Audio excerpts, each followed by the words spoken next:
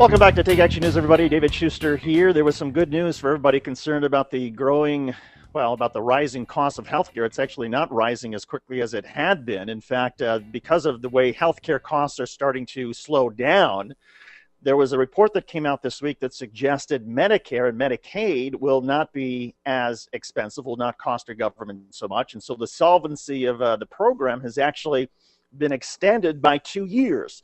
This takes us to our activist of the week, Stacey Sanders. She's a federal policy director for the Medicare Rights Center. Stacey, thanks for being part of the program. Thanks for having me. Stacey, first, give us the summary of this report that came out this past week. Sure. Yeah, the Medicare Trustees Report, which is released every year, came out and indicated better news for the Medicare program. The Part A trust fund, which pays for inpatient and hospital care, its solvency was extended by an additional 2 years. I think that that's a pretty promising outlook for the Medicare program. That means that there's time to test some of the delivery system reforms that were a part of the Affordable Care Act and really be thoughtful about how we address spending in the Medicare program and also in the healthcare system overall. The report, did it take you by surprise?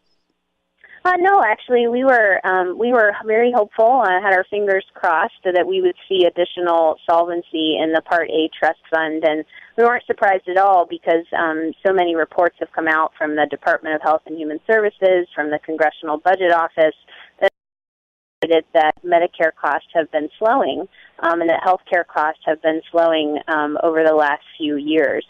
So I think we were all, glad to see this further confirmed through the trustees' report.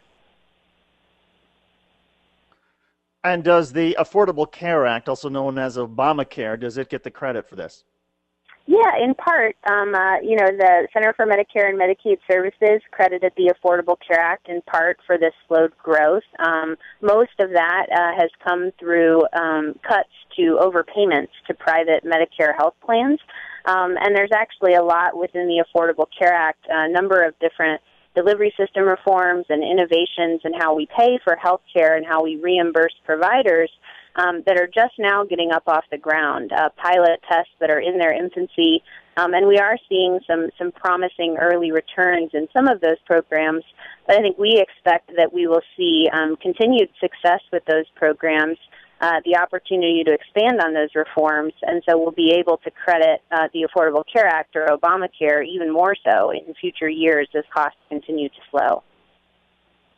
There's a lot of discussion, particularly among the Republican right, about social entitlement programs running out of money and that we're going to have to do something to save them and cut benefits, whatever it is. Well, for people who are not so well versed in this issue, though, what's the most important thing for them to remember about Medicare, about Medicaid, and what we could possibly do in order to keep extending these programs? Sure. Well, I think the most important thing to know is that Medicare is not in crisis, that Medicare and Medicaid are not going bankrupt, that the programs are on firm financial footing for the next decade and perhaps even the next 2 decades, and that gives us a lot of time to test innovative reforms and to think about how we're spending our Medicare dollar and do that in a smarter way. So there are a number of different opportunities to save money in the Medicare program that would do no harm and shift no costs, that would cut no benefits for people with Medicare, both current beneficiaries and future beneficiaries.